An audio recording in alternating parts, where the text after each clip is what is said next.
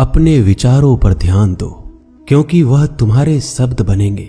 अपने शब्दों पर ध्यान दो, क्योंकि वह तुम्हारे कर्म बनेंगे। अपने कर्मों पर ध्यान दो, क्योंकि वह तुम स्वयं बनोगे। गलती उसी से होती है जो मेहनत से काम करता है। निकम्मों की जिंदगी तो दूसरों की बुराई खोजने में खत्म हो जाती है। इज्जत इंसान की नहीं होती है, जरूरत की होती है।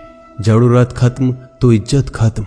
बोलना सीखिए, वरना जिंदगी भर सुनना पड़ेगा। उड़ने में बुराई नहीं है, आप भी उड़े, लेकिन उतना ही जहां से जमीन साफ दिखाई देती हो। सिर्फ वो लोग आपकी परवाह करते हैं जो आपको तब भी सुन सकते हैं जब आप चुप होते हैं। चिंता उतना ही करिए जितने में काम हो जाए, उतना नहीं कि जिंदगी ही तमाम हो जाए। आप अपने शब्दों को चाहे जितनी भी समझदारी से बोलिए, लेकिन सुनने वाला अपनी योग्यता और अपने मन के विचारों के अनुसार उसका मतलब निकालता है। यकीन करो, जो तुम्हें भूल चुका है वो भी याद करेगा, बस उसके मतलब के दिन आने दो। कहानी जिंदगी की यही है कि इसमें मनचाहा किरदार नहीं मिलता। जिंदगी तो अपने दम पर ही जी जाती है। दूसरों के कंधों पे तो सिर्फ जनाजे उठाए जाते हैं। आपकी मुस्कान, आपके चेहरे पे भगवान के हस्ताक्षर हैं। उसे अपने आंसुओं से धुल लें या क्रोध से मिटने ना दें। कोई भी व्यक्ति हमारा मित्र या शत्रु बनकर संसार में नहीं आता। हमारा व्यवहार और शब्द ही लोगों को मित्र और शत्रु बनाता है। जो व्यक्ति हर वक्त दुख का रोना रोता है, उसके द्वार पर खड़ा सुख बाहर से ही लौट जाता है। जिसके पास उम्मीद और आस है, वो जिंदगी के हर इम्तिहान में पास है। हर कोई अपना नहीं होता, और यही सच है। कितने अजीब हैं ये जमाने के लोग। खिलौना छोड़कर जज्बातों से खेलते हैं। महान दिमाग विचारों की चर्चा करता है, औसत दिमाग घटनाओं की चर्चा करता है, और छोटा दिमाग लोगों की चर्चा करता है। अहंकार ना पालिए जनाब, वक्त के समंदर में कई सिकंदर डूब गए। इन 5 जगहों पर हमेशा चुप रहना सीखिए। पहला, जहां आपके शब्दों की कोई कीमत नहीं। दूसरा, जहां बोलने के बाद आपको पश्चाताप ना करना पड़े। तीसरा, अगर आपके बोलने से किसी का दिल दुखता हो। चौथा, अगर आप गुस्से में हो, क्योंकि इंसान गुस्से में बिना कुछ सोचे समझे कुछ भी बोल देता है। और पांचवा, जहां आपको समझदारी से कोई सुनने वाला ना हो।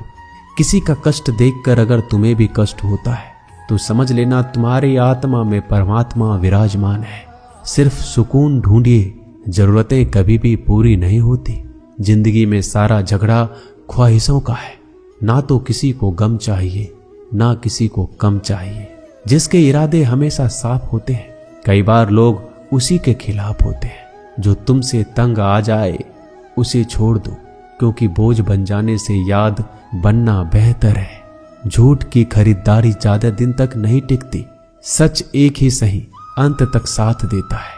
किसी इंसान के आज को देखकर उसके भविष्य का मजाक मत उड़ाओ, क्योंकि समय में इतनी शक्ति है कि वो कोयले को भी धीरे धीरे हीरे में बदल देता है। समय जब फैसला करता है तो गवाहों की जरूरत नहीं पड़ती। इंसान का काम तमाम करने वाला शब्द है। कल करूंगा, ना तो अधिक बोलना अच्छा है, ना ही जरूरत से ज्यादा चुप रहना। जैसे बहुत अधिक वर्षा होना भी अच्छी बात नहीं है, और बहुत अधिक धूप भी अच्छी नहीं होती। विचार कीजिए, हमारा जन्म हमारी मर्जी से नहीं होता, ना हमारा मरण हमारी मर्जी से होता है। इस जन्म मरण के बीच में होने वाली सारी व्यवस्था हमारी मर्जी से कैसे हो सकती है। जिंदगी में हर मौके का फायदा उठाओ, पर किसी के मजबूरी का नहीं। अगर जिंदगी मौका देती है तो धोखा भी देती है। जिंदगी की सबसे अच्छी दवा है जिम्मेदारी। एक बार पी लीजिए साहब, जिंदगी भर थकने नहीं देगी। जीवन में प्रयास सदैव कीजिए। लक्ष्य मिले या अनुभव, दोनों ही अमूल्य है। जिंदगी में तकलीफें तो हवा के झोंकों सी होती है, जो आती है और चली जाती है, पर ये जब जब आती है तो सभी के नकाब उतार कर जाती है। जो आपने सोचा है जरूरी नहीं कि वो मिल जाए, मगर जो भगवान ने सोचा है वो आपको जरूर मिलेगा। इंसान कर्म करने में अपनी मनमानी कर सकता है, मगर फल भोगने में अपना वो होता है जिसके साथ बातें खुलकर की जा सके। ना कि संभल कर मनुष्य अहंकार और गलतफहमी के कारण महत्वपूर्ण चीजों से दूर रहता है। गलतफहमियां सच नहीं बताती और अहंकार सत्य को देखने नहीं देता। अगर आपके साथ जिंदगी खेल रही है तो आप निश्चित ही एक बेहतरीन खिलाड़ी होंगे। जिंदगी का काम है ठोकर मारना, बिखरना है या निखरना है ये तो आप पर निर्भर करता है। आज तुम्हारे जीवन में कितनी मुसीबतें हैं इससे कोई फर्क नहीं पड़ता। फर्क पड़ता है तो बस इस बात से कि तुम उसका सामना कैसे करते हो। मनुष्य को इस संसार में जो भी मिला है उसमें उसको खुश रहना चाहिए। जो नहीं मिला है उसके लिए दुख नहीं मनाना चाहिए। इंसान ने जितना उसके लिए सोचा है भगवान ने उसके लिए उससे ज्यादा सोच कर रखा है। इसलिए कभी भी किसी चीज के बारे में चिंता मत करो। प्रभु श्री राम ने घर में विरोध सहा है, कान्हा ने भी समाज में बहुत सहा है और यह आपके साथ भी होगा। पर अगर इससे आप ऊपर उठोगे तो ही कुछ नाम बनेगा।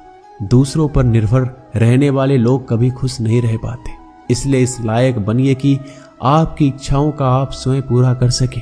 एक गांव में आग लग गई। आग बढ़ती जा रही थी। गांव वाले अपनी जान बचाने हेतु इधर उधर भाग रहे थे। एक चिड़िया ने इस दृश्य को देखा और अपनी चोंच में पानी भरकर आग बुझाने का प्रयास करने लगा। वो बार बार अपनी चोंच में पानी लाती और आग पर डालती। जब गांव वाले ने चिड़िया को आग पर पानी डालते देखा तो उनमें भी जोश आ गया और बोला, अगर ये चिड़िया प्रयास कर रही है तो हम क्यों नहीं कर सकते। सबने प्रयास किया और आग बुझ गई। ये सब एक कौवा देख रहा था। उसने चिड़िया से कहा कि तेरे पानी डालने से कुछ होना तो था नहीं, फिर ये क्यों कर रही थी। चिड़िया ने कहा, मेरे पानी डालने से कुछ हुआ या नहीं हुआ, लेकिन मुझे गर्व है कि जब इस आग की बात होगी तो मेरी गिनती आग बुझाने वालों में होगी, तेरी तरह तमाशा देखने वालों में नहीं। एक बार एक किसान अपने खेत में काम कर रहा था। खेत में काम करते करते किसान की घड़ी खो गई। कुछ साल पहले ये घड़ी किसान को उसके पिताजी ने दी थी, इसलिए वो घड़ी उस किसान के लिए बहुत कीमती थी। अब किसान सब काम छोड़कर घड़ी ढूंढने लगा, लेकिन बहुत देर होने के बाद भी वो घड़ी नहीं मिली। तभी किसान ने पास में खेल रहे बच्चों को बुलाया और उनसे कहा, बच्चों, इस खेत में मेरी घड़ी गुम गई है। मैं बहुत देर से घड़ी ढूंढ रहा हूँ। तुम में से जो मेरी घड़ी ढूंढने में मदद करेगा मैं उसे एक इनाम दूंगा। इनाम के उत्साह में सब बच्चे उस घड़ी को ढूंढने में लग गए, लेकिन इतने बड़े खेत में छोटी सी घड़ी ढूंढना बहुत ही मुश्किल काम था। कुछ घंटों बाद सब बच्चे जाने लगे। किसान ने भी अपनी उम्मीद छोड़ दी। वो भी घर जाने की तैयारी कर रहा था। आखिर में एक बच्चा किसान के पास आया और बड़े शान से कहा कि सब बच्चे चले गए, बस मुझे थोड़ी देर और घड़ी ढूंढने दीजिए। किसान ने कहा, ठीक है, मैं कुछ देर बाद आता हूँ, तुम देखो जब तक घड़ी मिलती है या नहीं। किसान जब 20 मिनट बाद आया तब बच्चे के हाथ में घड़ी थी। किसान आश्चर्यचकित हो गया और बच्चे से पूछा, कितना जल्दी तुमको घड़ी कैसे मिल गई। बच्चे ने कहा, सब जा चुके थे। अब इतनी शांति थी कि मैं धीरे धीरे पूरे खेत में घूमकर आवाज सुनने लगा। जैसे ही शांति में मुझे आवाज सुनाई दी वैसे मुझे पता लग गया कि घड़ी कहाँ पर है। दोस्तों, ये कहानी शांत दिमाग का बहुत ही बढ़िया उदाहरण है। जब हमारा दिमाग शांत होता है हर बड़ी चिंता खत्म हो जाती है और आसपास का शोर भी खत्म हो जाता है, तो हमारा दिमाग अपने आप काम करता है और हमें सही दिशा दिखाता है। दोस्तों, इस वीडियो में बस इतना ही। जल्दी मिलते हैं हम और भी ज्ञानवर्धक वीडियो के साथ। धन्यवाद।